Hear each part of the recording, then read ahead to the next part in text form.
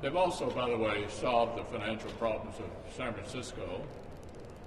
They've also prevented state governments from lowering taxes.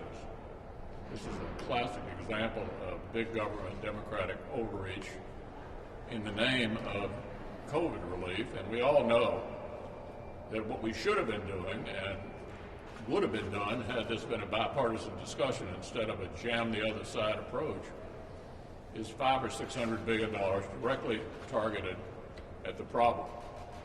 But of course, the $1.9 trillion problem, as we said repeatedly, the $1.9 trillion package, as we said repeatedly, only had about 1% or less for vaccines, 9% or less for health care. So I think this is actually one of the worst pieces of legislation I've seen pass here in the time I've been in the Senate. We believe that the American people need to learn more and more about it. And we're going to see that they do that in the coming months as we talk repeatedly about the provisions in the bill that the Democrats do not want to discuss. Well, I just want to say how disappointed I am that our good friend, colleague, Roy Blunt has chosen not to run again for re-election. Real loss for the Senate. He has been a difference maker here, a leader of the Senate. And Roy and I came together in the House back in 1996, 25 years ago, and served there for several years where he became the whip. He's always been a leader in both the House and the Senate. And on so many issues and so many levels has really contributed to the success that our country has seen over the past few decades. And so grateful for his service, and we'll miss him. We look forward. We've got a couple years to continue to work with him on a lot of challenges. There's a lot to do out there. And let me just sort of pick up where the leader stopped, and that is to say that the $1.9 trillion bill that the president will soon sign is something that is dramatically larger by several dimensions than it needed to be. We could have done a targeted bill. We could have done a fiscally responsible bill. Instead, we did a bill that bails out blue states, $27 billion, American people's tax dollars, to the state of California, which last year ran a surplus. Checks to illegals and inmates.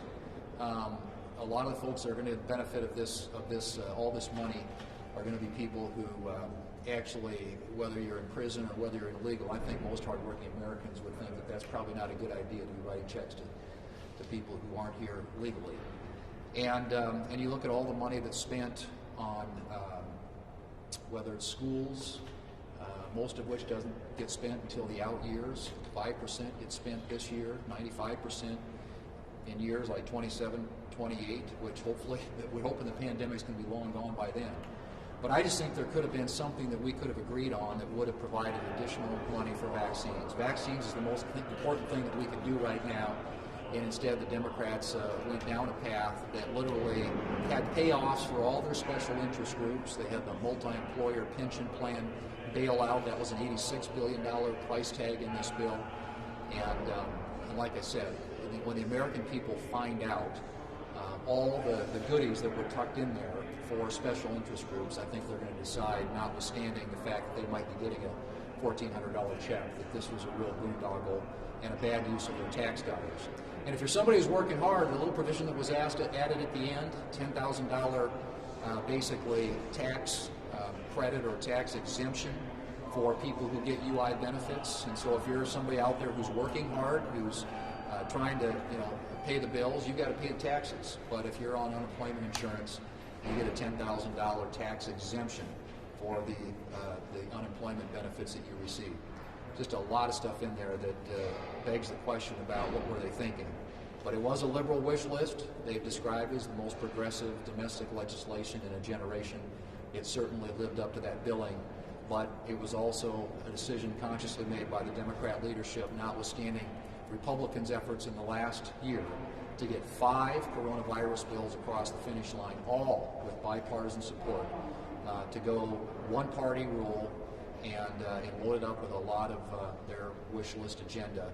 And I think that's an unfortunate outcome for the American people. And I hope it's not a sign of things to come, because if it is, it's going to be very, very harmful to the country and very, very hard for the Congress, and particularly the United States Senate, to do the work the American people sent us here to do.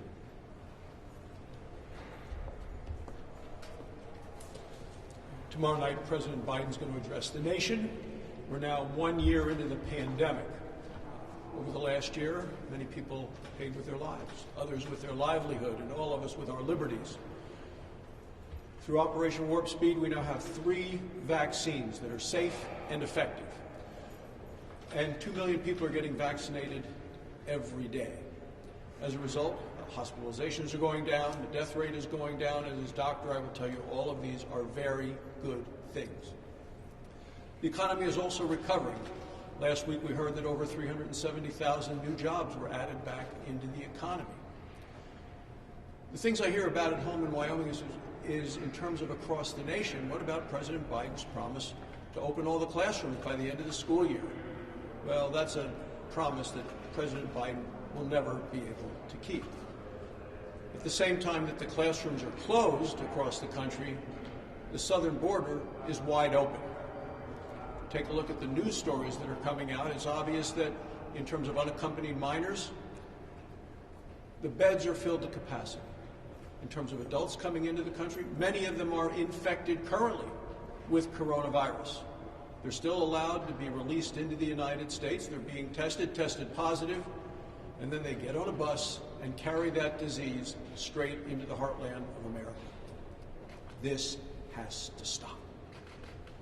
People need to make sure, the president needs to assure us that our classrooms will be open, our borders will be closed. That's what people want to hear about tomorrow night from the President of the United States.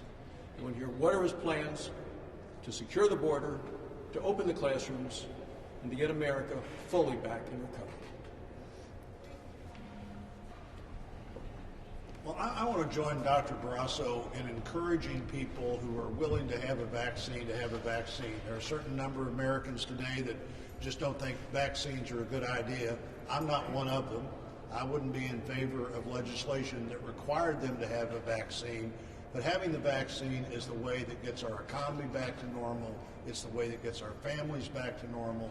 It's the way that gets us interacting again like we'd like to interact.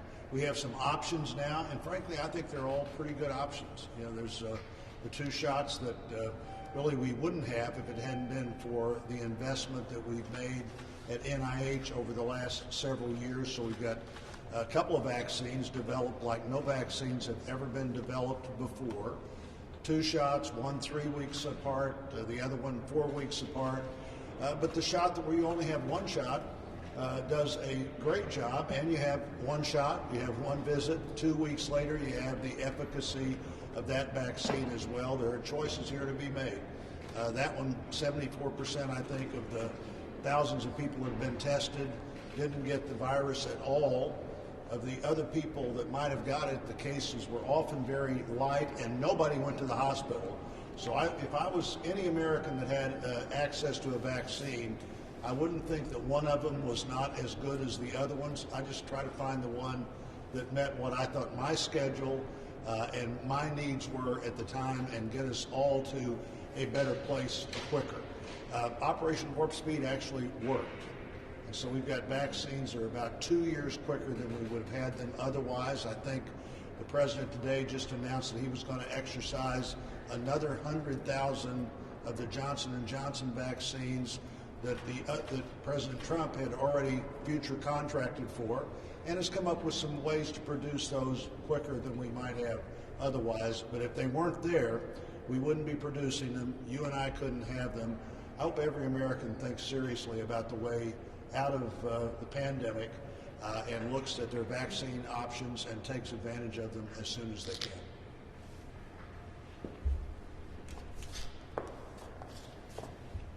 We have been able to pass 5 COVID relief packages in the past year. And unfortunately, Biden's promise to be the bipartisan president, a president for all Americans, is going out the window today as he signs this non-COVID-19 package. $1.9 trillion We're footing the bill for a Democratic wish list of items. Now, fortunately, we were able to push back and get a number of items removed, like the $15 federal minimum wage, the bridge to Canada for the state of New York, the subway system for Nancy Pelosi and Silicon Valley. We could go on and on and on with all of the items that have been packed into this non-COVID-19 bill. Now, in just a little over a month, we're going to hit tax day here in the United States. And my Iowans, every year when they're writing out if they owe taxes, if they're writing out a check to the Treasury Department here at the federal level, or if they're writing a check to the Iowa Department of Revenue, what they never expected they would have to do is write a footnote on those checks saying, bailout for New York, bailout for Illinois, bailout for California. My hardworking Iowans shouldn't be paying to balance the budgets of states that have not been able to manage theirs, when Iowa does a tremendous job in taking care of our own finances. So I am very, very disappointed in this administration and in the Democrats for refusing to work with Republicans and for their promoting their liberal wish list over the hopes of the American people.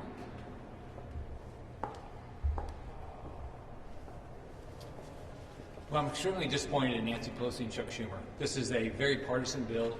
It has a lot of provisions that my colleagues have talked about, giving stimulus checks to state and federal inmates, giving checks to illegal immigrants, spending over $600 million for PBS and National Endowment for the Arts and Humanities, which has nothing to do with COVID, giving paid leave but only to federal workers. None of these things are things that people in Florida are looking forward to.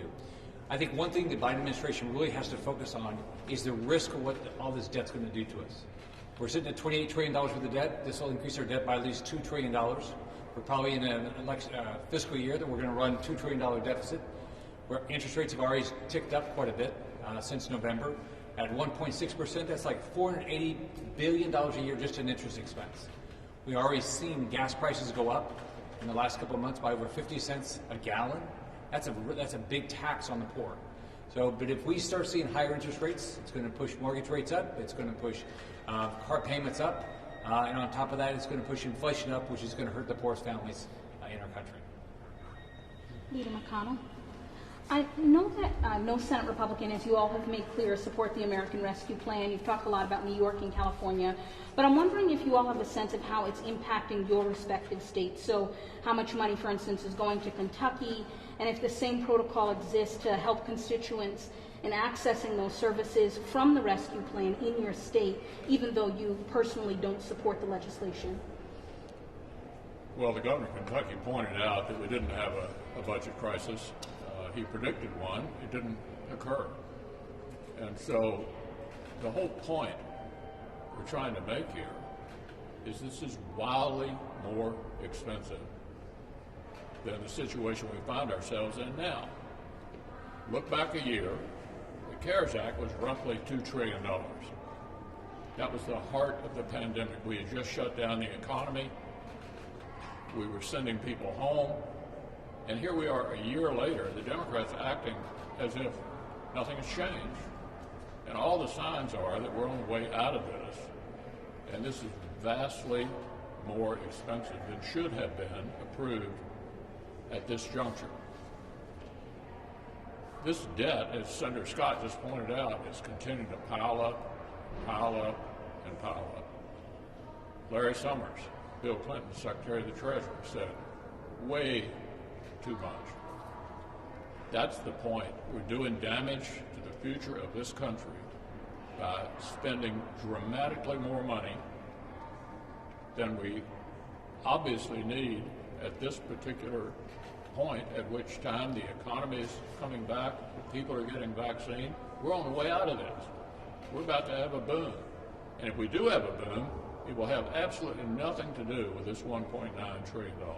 Leader McConnell, I'm curious what your thoughts are on National Guard remaining here and the fencing, and also on Honore's report, if you've seen it, and what your thoughts are. It asks for a lot of changes, sweeping changes, and that's going to need to be funded as well. Where do you come down on the need for that and the appetite On for the need for the Guard here, Yes.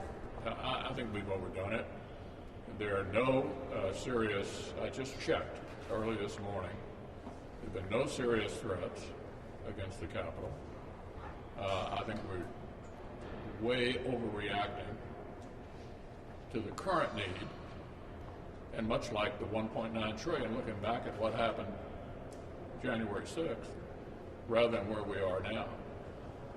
I'm extremely uncomfortable with the fact that my constituents can't come to the Capitol with all this razor wire around the complex. It reminds me of my last visit to Kabul. This is the capital of the United States of America. Do we need some changes? We probably do. But I think we are continuing to overreact based on current threat levels to what is needed here at the Capitol. It looks terrible to have the beacon of our democracy surrounded by razor wire and National Guard troops. Senator Manchin this weekend floated the idea of returning to the traditional talking filibuster, but keeping a 60-vote threshold. What's your response to that idea? Should filibustering senators be required to be on the floor? Are you open to that? The legislative filibuster is the essence of the Senate. It's the only legislative body in the world where a majority is not enough for most things on the legislative side. It should not be changed. Senator Manchin and Senator Sinema made it clear they do not favor changing it. And we are counting on them to stand up for the institution. I will remind you all that the previous president harangued me on numerous occasions through his Twitter account about doing exactly this. Do you remember my response? No. I said no once, I said no twice, I said no 3 times, and any other time he raised it. Because I respected the institution more than whatever short-term advantage we might have achieved by doing it. I think when you have a discussion like this, you always need to remember what will happen when the other guys are in charge. How would they feel about a Republican Senate operating with 51 votes majority, deciding that we need to have a national right to work law? How would they feel about that? That is among a number of things that they would seriously object to. And finally, let me make the point that in the last Congress, the Democratic leader used the filibuster frequently to stymie things that we might have preferred pass. Did I say we ought to break the rules, change the system? No. Majorities come and majorities go. But the essence of the Senate is the filibuster on the legislative calendar. Change that and you change the Senate and America forever. Even if you keep the 60-vote threshold, but you require the senators to be in attendance. The status quo on this issue is exactly where we ought to be. Leader McConnell. Thank you.